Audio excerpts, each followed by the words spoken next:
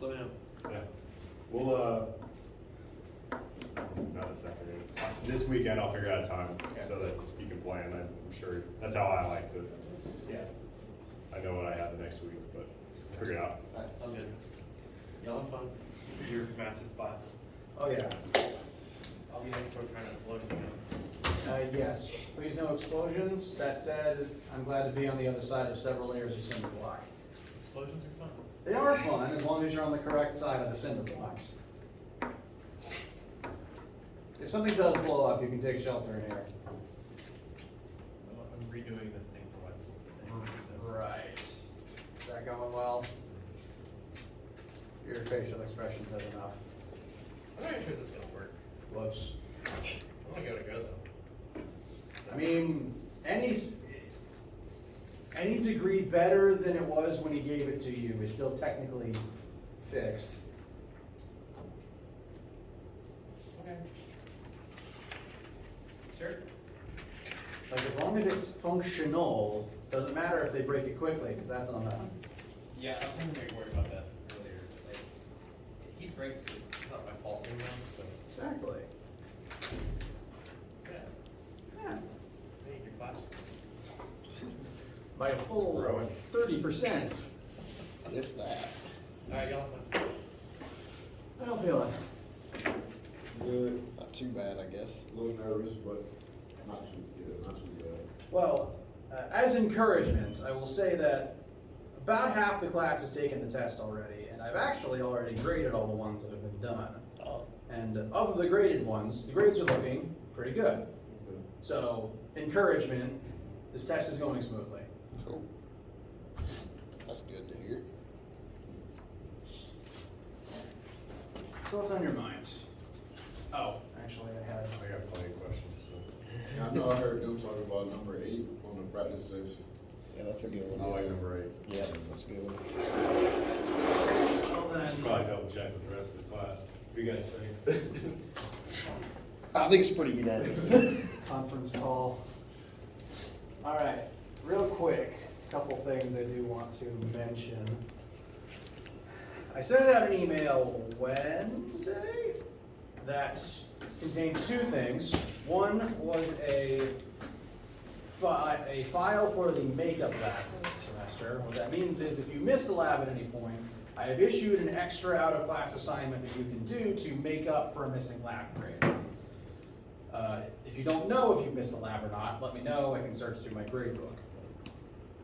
But if you missed any of them, you can do that extra assignment. It fills in the 0. That extra assignment, I do have it here, is a brief guided investigation of some concepts related to waves, light, and sound. So just some extra things that I think are fun and like to talk about at the end of the semester. Doing it is completely optional. It's mostly for if you missed a lab and need to fill in the blank grade. The other thing in that email was a link to a poll that I posted trying to gauge interest in a additional alternative exams time slot. The two officially designated exam slots for this class are listed over there. May 3rd, Wednesday, one at 1:30 p.m., the other at 5:30 p.m. Those are the two officially scheduled ones. You can come to either. I'm giving the same exam twice. I don't care which you attend. Some students have expressed that other times would be more optimal for them. And so this poll I put out is simply to try to gauge interest in a hypothetical third time slot and when people would most prefer it to be. The two hypothetical times I listed are Friday, May 1st at 1:30 and Monday, May 1st at 1:30 and Friday, May 5th at 1:30. And of the 10 responses I've got, the opinion is overwhelmingly the Monday time on the 1st. If you want an extra exam choice time and have an opinion about when it should be, I encourage you to click the link in that email and inform me. I'm currently leaning towards adding the Monday time to our list. So that will be Monday, May 1st, 1:30 p.m. That'd be pretty cool. All right. I'm kind of surprised people are wanting it earlier, but I assume there's... Probably want to leave campus as early. You know what, that's fair. That's very fair.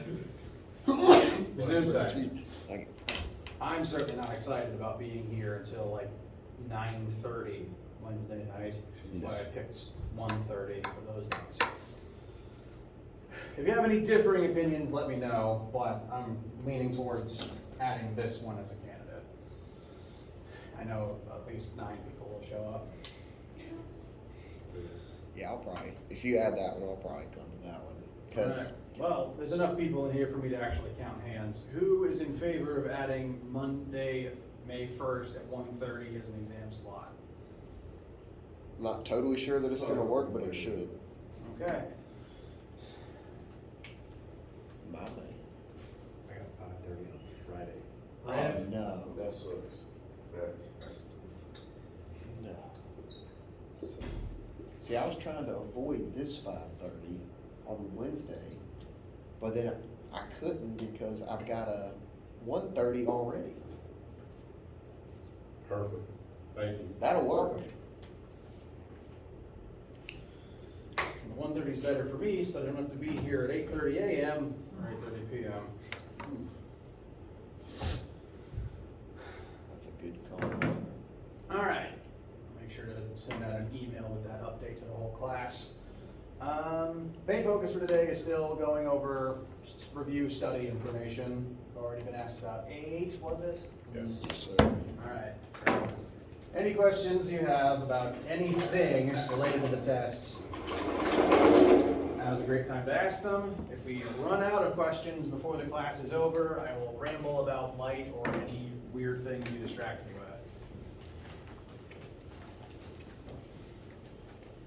with. All right. That metal bar always gets in my way. So here we're going to mix 2 different temperatures of water together. This, bless you. I don't think I've actually used this word out loud, which in retrospect I regret.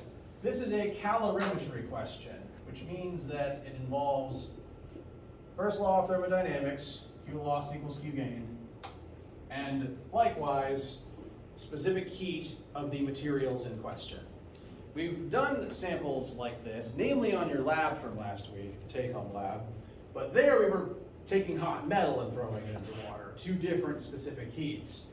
Here, we're taking hot water and mixing it into water. And what we don't know, rather than specific heat, is the final temperature. So same principle, but we're solving for a different variable. And the specific heats will actually match since it's water mixing with water. So what would happen here is, we're taking 500 grams of the hot water, and that temperature, I'll fill in information as we go. Using this as our skeleton, we're going to plug in MC delta T on each side. The hot water goes on the Q lost side because it's going to give heat to the fire water, bless you. Although 45 Celsius isn't actually that cold. It's still really hot, hotter than a human should be. But the boiling water is at the higher temperature, so that's going to be the hot side, the lost side. Its mass is 500 grams. We're going to convert that to kilograms. Its specific heat of water, is 4,186. I've already been asked about why on the answer key I wrote 8,186, and that's because my handwriting's bad and my 4s look like 8s sometimes. So is that going to be pretty consistent always? On the lost side, you're doing the 500 grams or 0.5 kilograms. Whatever goes on the lost side is whatever is cooling down. Whatever is cooling down. Yes, whatever is losing heat and therefore giving it to the object on the other side. Okay. So it's not, the instructions shouldn't be in your brain, the water always goes here and blank goes here. It should be whatever is cooling down, having a temperature decrease goes on the negative side, and whatever is warming up and having a temperature increase goes on the gain side. Okay, so I was thinking of it as like an added, and then what is it being added to? Could you think of it that way too, or would that be not consistent? You actually could. It's not the best, but that does actually line up with how we've been using it, because in most of these examples, we've pretty much universally been adding a small hot thing into a larger pool of cold thing. Yeah, and that would So- explain the 2 going on the other side. Right. So that's not the best answer, but it is consistent with how we've been using it. Okay, alright, cool. But in keeping with this discussion, let's talk about what needs to go in for the delta T on this side.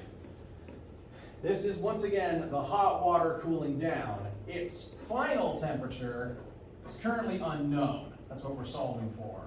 And it starts at 100 Celsius, which is the boiling point of water. So TF is our unknown. That is our end goal here. This once again represents the hot water cooling off from 100 down to something. On the Q gain side, we have the colder water that's going to heat up in this interaction. And by the end of it, we're just going to have water that is all mixed together and is some temperature in between these two extremes. Same formula, but slightly different numbers. The mass of the colder water, I keep forgetting I wrote liters there. If you're looking at my answer key, I will point out 1 liter of water has a mass of 1 kilogram. It's because the units of liters and kilograms were actually invented around this idea. Like 1 liter is what is the volume of 1 kilogram of water. So that's a definition that on the test I would tell you. Frankly, on the test I would just tell you the mass of the water. I don't know why I did that. So 2 liters of water specifically has a mass of 2 kilograms. Specific heat of water is still 4,186. It's the same number over here, so as long as it's the same material, the C's just cancel and you don't actually need to know what they are. And then there's the change in temperature. The cold water is going to heat up to the same final temperature as the hot water because they're all mixed together and they're all going to equalize by the end. What's different is that the colder water starts at 45 Celsius instead of 100. So why is it 100 on this side? Because on this side, we're examining the hot water cooling off, and we're told that the hot water starts at boiling point. Which is 100. Yes, boiling water is 100 Celsius, or alternatively 212 Fahrenheit. Or further alternatively, 373 Kelvin. That said, 45 Celsius is already hotter than a human ever needs to be, because room temperature is 25 Celsius. You'd be dead if you were this temperature for too long. So this is already too hot, but it's still the colder side. And our goal is solving for TF, which is in 2 places, so we have to distribute and sort and algebra our way out of this. But any questions arriving at this point? Okay. So on each side, we got to distribute into the set of parentheses that has TF in it. I'm actually going to do ourselves a favor, make this a little easier. There's a specific heat of water, same number, in the numerator on both sides. So we could just divide both sides by 4,186 and get rid of it. It's one less thing to have to factor in. But you can only do that if it's the same material. So like in this case, we got boiling water being added to water, more Yes, water. Exactly. Okay. If these numbers were different, like if you were mixing water and oil, then you can't do that. You Then- can't do this, you have to factor it all through. Okay, gotcha. But with those gone, 2 distributes into here to become 2TF minus 90. On the other side, negative 0.5 will distribute in to become negative 0.5 TF plus 50. Does that feel all right as a next step? Yep. And you just algebra Yeah, we want the TFs together. So if we add positive 0.5 TF over here, and then add positive 90 over here, it's 2 TF plus 0.5 TF equals 50 plus 90. So by keeping track of the negatives is very important, because this wouldn't work out correctly if this negative was not kept and factored through. This negative has to be here in order to correct the inherent negative to the temperature going down on this side. If we didn't have that, these signs would be opposite and everything would break.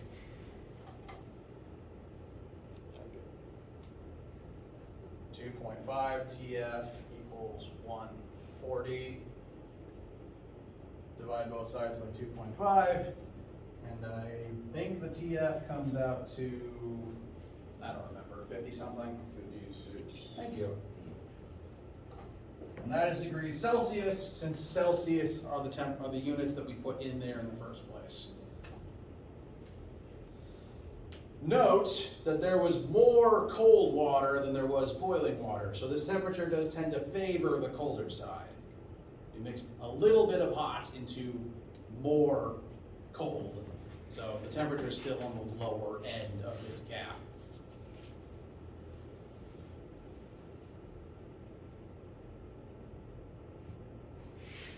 How does this one feel?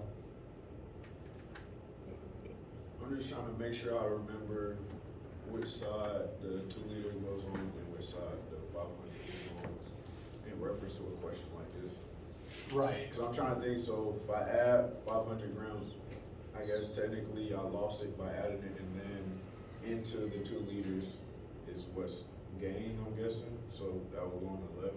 Correct. In this scenario, the 500 grams is at the hotter temperature, and it is going to cool down as it gives heat to the 2 liters that starts at 45. Yeah, the 2 liter, okay, yeah, 2 liters heats up, so that'll be gained. Okay. Now, interestingly, you could technically switch the 2 sides as long as they were completely switched.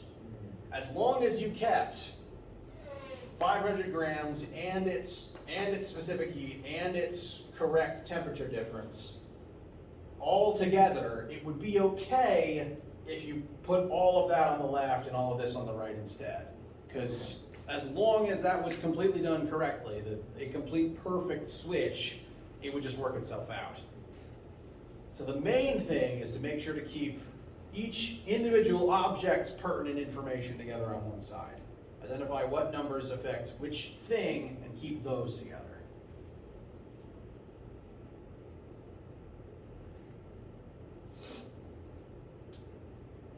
If you did switch them around, these numbers would just end up being both negative, and then it just cancels out.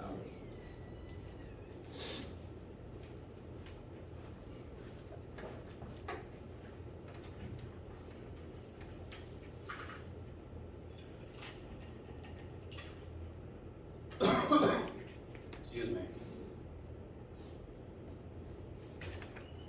How do you guys feel? What else might be on your minds? I got another question, but I asked the last one, so I'm not. No, go ahead, we probably got the same one. You got number 6? Is that thermal conductivity? No, that's buoyancy. It's probably fairly easy. I can understand the one. Well, there is a trick to it, so I'm glad you asked. Any argument erasing the previous one? No, you're good.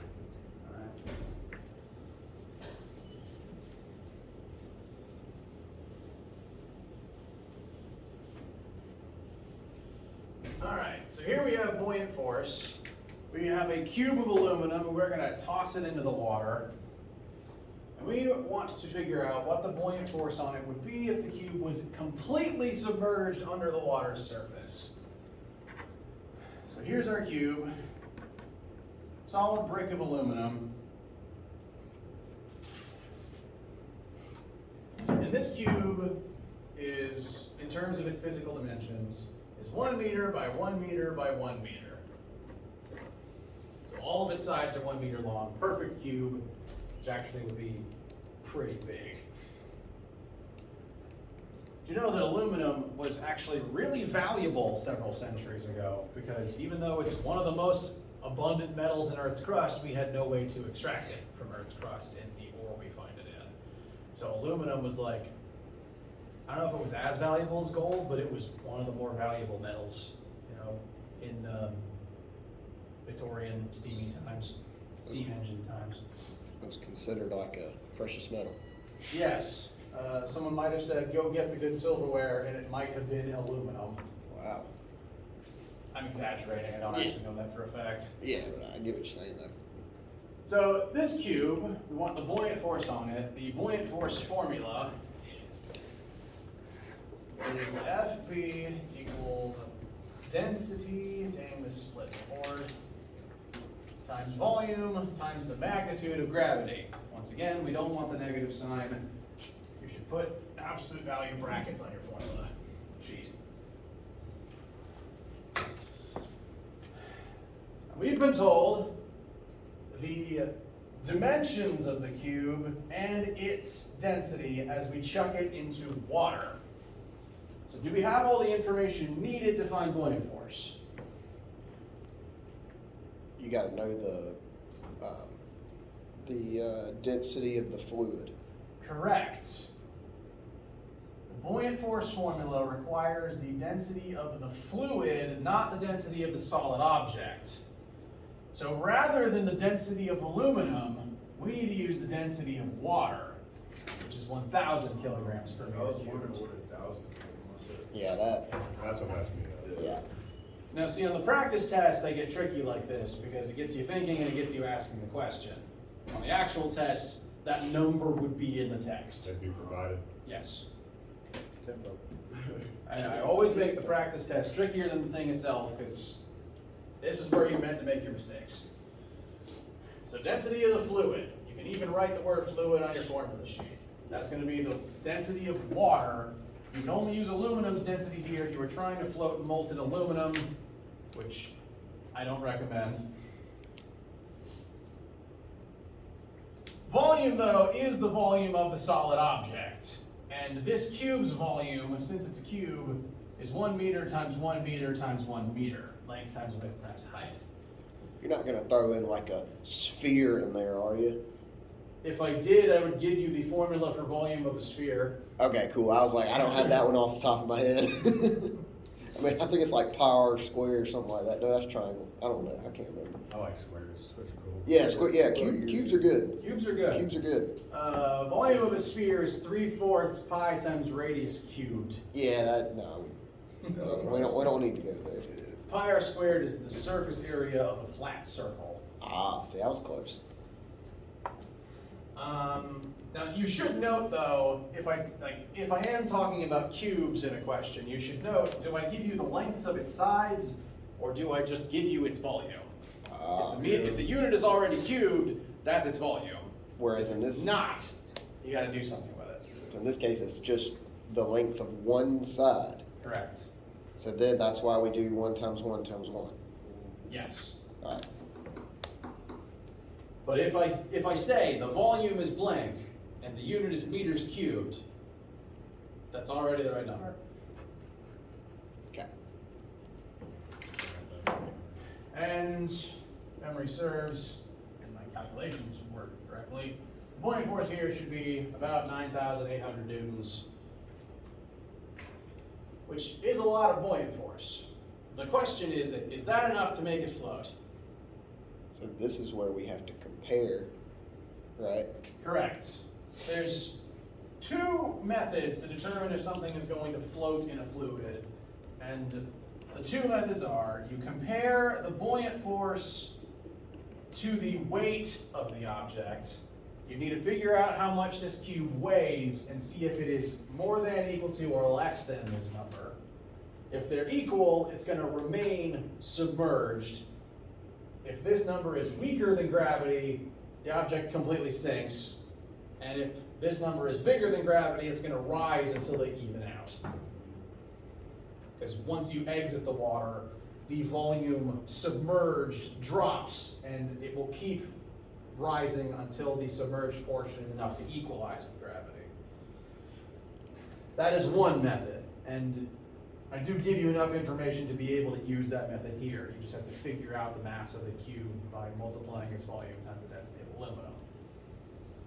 But there's a second method to knowing if something will float or not, and that is comparing the densities of the two materials.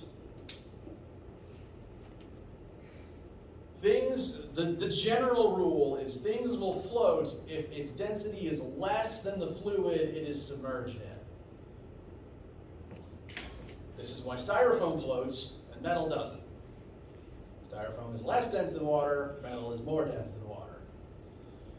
Water's density, in the units we use, is 1,000 kilograms per meter cubed, and the density of aluminum is 2,710 kilograms per meter cubed. So it's like, It's gonna sink. You tend to, aluminum is a very light metal, and most of the time we tend to see it in like can form, and cans float, but that's because they're full of air. Solid cube of aluminum,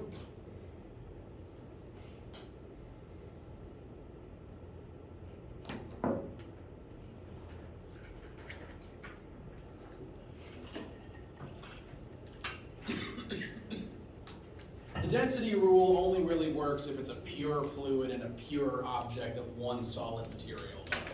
For like a boat, which again is a metal hull surrounding a hollow interior, you'd be better off using the weight rule. Because boats are made, ships are made of metal, metal is more dense than water, and yet boats float because of their shape. Are we gonna have to know the weight rule? The weight rule is, I'd say, the better one to consult. This is always true. Yeah. I suppose this is also always true. It's just kind of hard to tell density of boat when there's a lot of air inside of it. Like you can know what the hull is made of, but it's still surrounding air like the aluminum can is. Right. And that drives the functional density of the ship down. That's why when you poke a hole in the boat, water starts flowing in, and the functional density starts rising, and it sinks. So can you explain the weight rule one more time? So you multiply your force times the density? Okay, well, the rule is you compare buoyant force to the weight of the object. Okay. I'm going to go over the general rule, and I'm going to say how it applies here. Alright. The general rule is if the two are equal, if blank, then object remains where it is.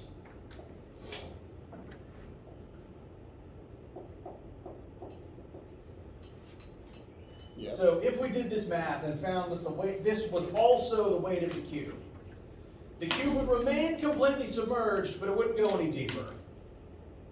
Like, this number came about by the cube being completely submerged, but it wouldn't sink any further. It would just kind of hover right there beneath the surface, like some things do. Some people float right around there depending on their density. Like, I float very poorly. If I'm able to keep my nose out, the rest of my body is just drifting, 2 feet beneath the surface. So if they're equal, the object remains in place. If gravity is bigger, so if buoyant force is weaker than gravity, it sinks. It sinks until it hits the bottom, or it sinks until the water is so dense that the buoyant force increases and it just finds a new place to hover at. But usually it's just going to sink.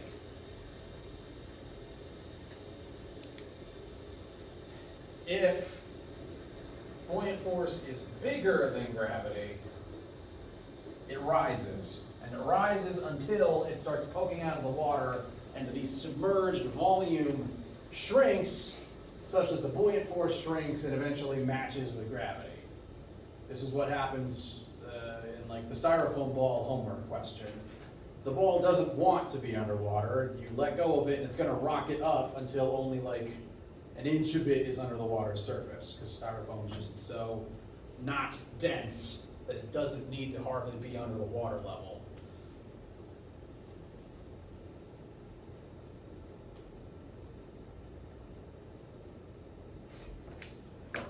So these are the relationships these are the comparisons one should think about for buoyant force and gravity. And this can still result in floating if only part of the object needs to be under the water surface for the two to equalize. Like this is floating, it's just, it gets a little weird if you have to be completely submerged for them to be equal. Now how that applies here, if we're going to use these instead of the density rules, we would need to figure out the weight of the cube. And I didn't tell you the mass of the cube. So to get there, I have to recall the definition of density is mass over volume. We know the density of aluminum, and we know the volume of this aluminum, so we can find the mass of the aluminum.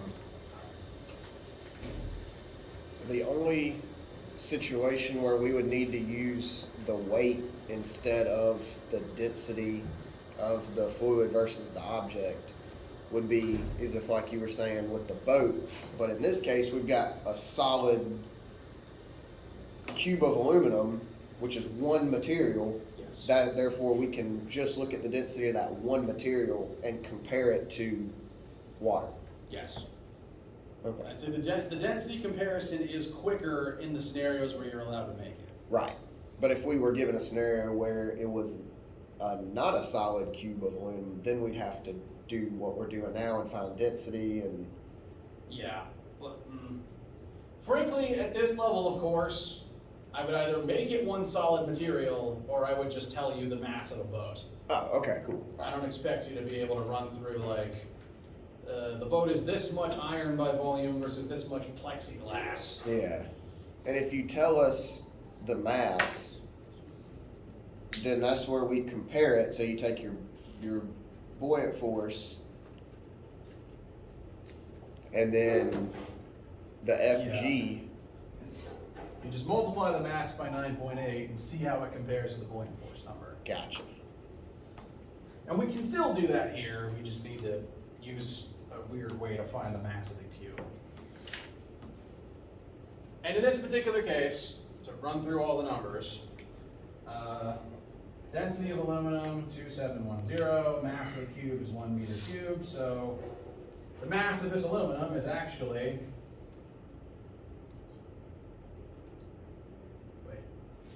oh yeah,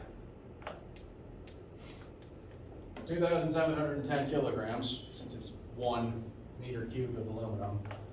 So, buoyant force is 9,800. The weight is going to be 2,710 times 9.8. 9,800 is definitively less than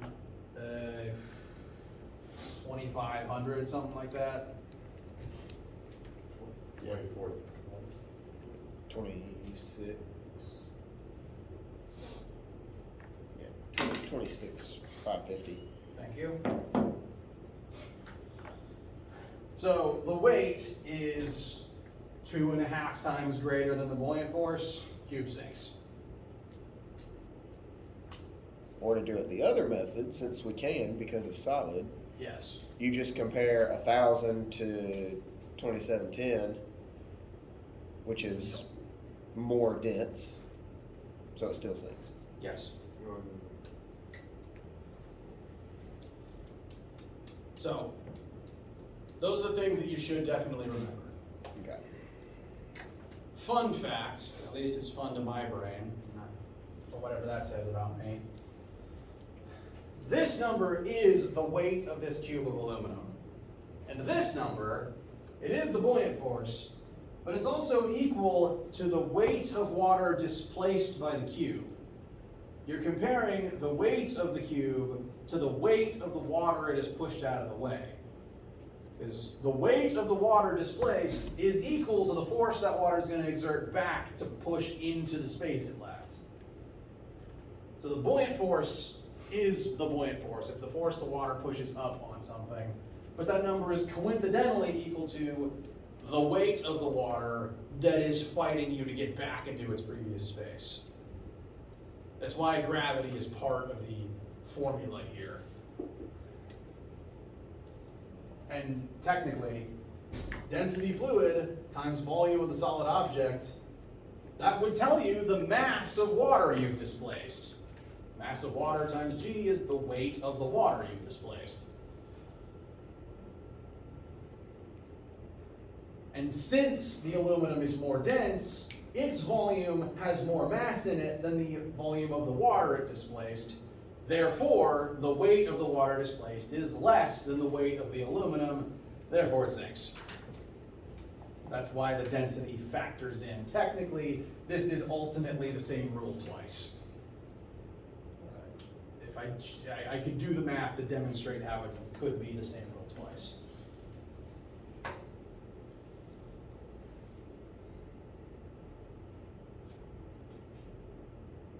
How do you guys feel? I'm a little worried about not this specific problem, but just in general, like the conversions and making sure your units are the same throughout. Kind of like number 9, for example. Like we've got 10 centimeters, but you're going to want to use 0.1 because you're multiplying by 9 meters. Yes. So we would need to go from centimeters to meters, so that's why you do 0.1 meters. Correct. So I'm a little worried about that, just kind of making sure everything matches, I guess. Yes, the tips I would recommend are it's important your units all match. Because there's some formulas where the matching is the most important part. Right. Like continuity equation, for example. You could technically use any unit for area you wanted to. Like if I gave you a question where the intent was to use this formula, and I gave you 2 areas in centimeters squared, you could keep them in centimeters squared here as long as they match, because they're just going to cancel out the way the algebra works. So matching is very important. Right. Being internally consistent in that way is important. But the other thing to keep in mind is that sometimes in this course, all of the constants and formulas are designed around certain standardized units. For the formula referenced here, that being the thermal conductivity equation, all of these variables their units are picked so that they match up with the unit used inside of the K value. The K, you never have to memorize the unit for K. It's a weird unit. But if you look on your formula sheet, it does state the unit at the top of the table for it. Joules per second per meter per degree Celsius. And those units are only ever stated such that they correctly cancel out with the units in here to create the desired metric unit out the other side. So within this course, all of our constants and our formulas are based around the understanding that you would use certain specific standardized metric units.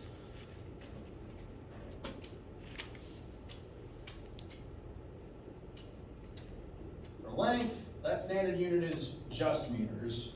For mass, that standard unit is just kilograms.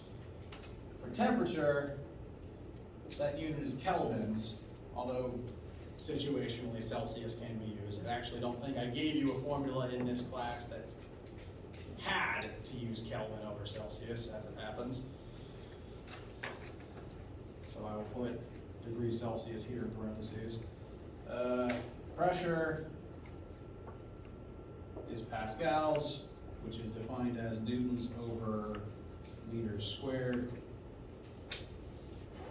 And since meters is the standardized unit of length, that means that meters squared and meters cubed are the standardized unit for area and volume. So what my brain does not mean that your brain has to work the same way. Whenever I'm reading through a question, the units aren't automatically in these terms, my first thought is automatically I gotta convert them to these. Now I have this memorized. I've been doing this too long. Frankly, I'd be okay if you what's the word? scribbled this on the side of your formula sheet.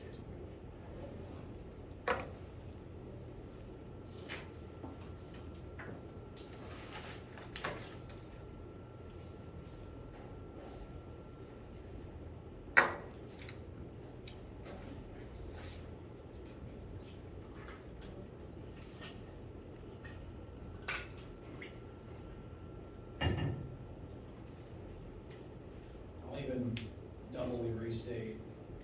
Area is meant to be meters squared, volume. Sometimes liters are okay, but around here we tend to use meters cubed more. Upstairs, the chemists like grams and milliliters, but that's because they're working with small piles of dust, not, boats.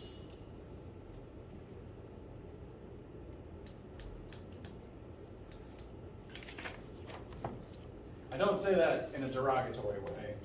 We focus on different things. Different sizes, Yeah. different amounts.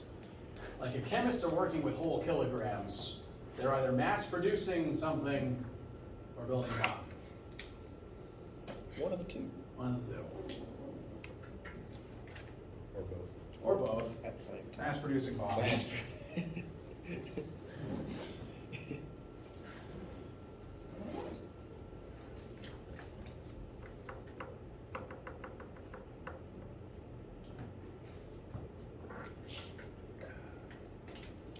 Can you go with 5? Yes.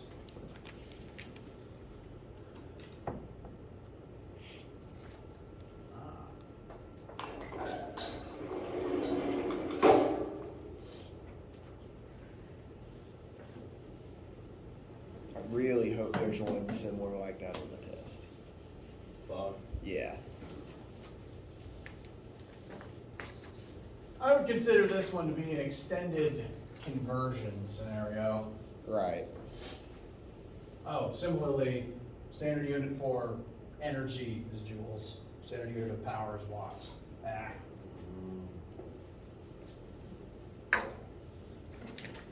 Average human adult uses about 230 joules every second they are awake and engaged in light activity. Basically, if you're awake and not exerting yourself. This does change based on the individual.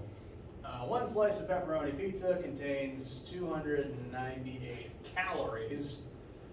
If one food calorie contains 4,186 joules, that is a familiar number on purpose. How long will one pizza slice power a person engaged in light activity? So,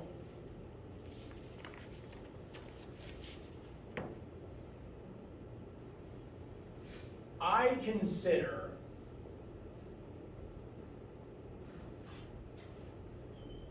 (230 joules over 1 second) to be a conversion in this question. This is converting energy to seconds of activity for this particular adult human. And we want to figure out how many seconds of activity you get out of that one slice of pizza. So my starting, if I'm working this, where I usually would choose to start, is with the original number I'm given, and the end goal is to daisy chain a bunch of conversions to turn that into some number of seconds of being awake.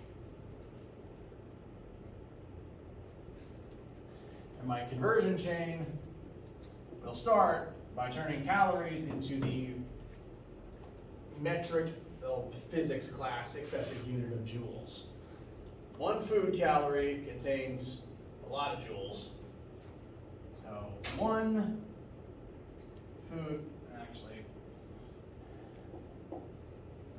food calorie, which on food packaging is usually written with a capital C, because technically a food calorie is a kilocalorie. One little c calorie is the amount of heat needed to increase 1 gram of water by 1 degree Celsius. They switched to kilocalories for the food packaging so that the numbers are smaller and don't scare people. Which it really shouldn't be scary. It's the energy we need to be alive. So that converts it from food calories into joules. And then this Again, I treat this as the conversion of energy to seconds spent awake. Joules are on the top. We want to cancel that and replace it with seconds. So I would put the 230 joules on the bottom and replace it with 1 second on the top. And this will convert calories per pizza slice into seconds of activity.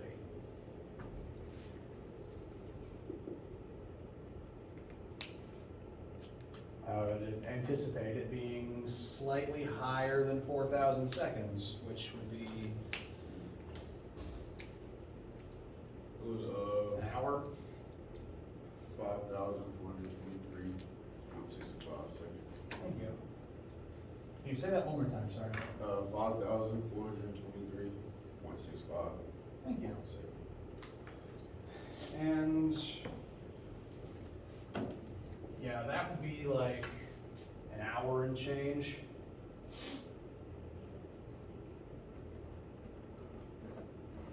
Yep, 1.5 hours.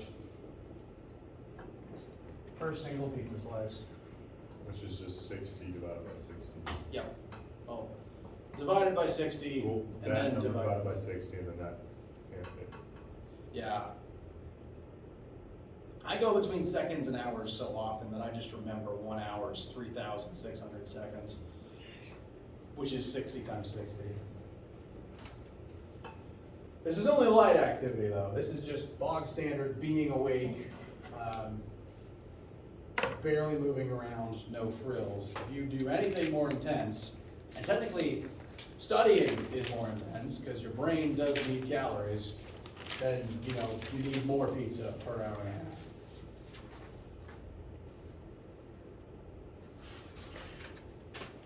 That said, most humans eat somewhere between 2,000 and 4,000 food calories per day, so about 10 pizza slices would keep you awake for 10.5 hours if you weren't exercising or thinking too hard. About to go eat a whole pizza before this test.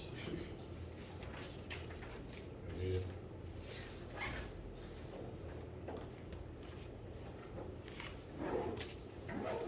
It is Friday. I like having pizza on Friday. How you guys feel? I think we're good. All right. If not, we'll find out in about Yeah, we're gonna find an out hour. real soon.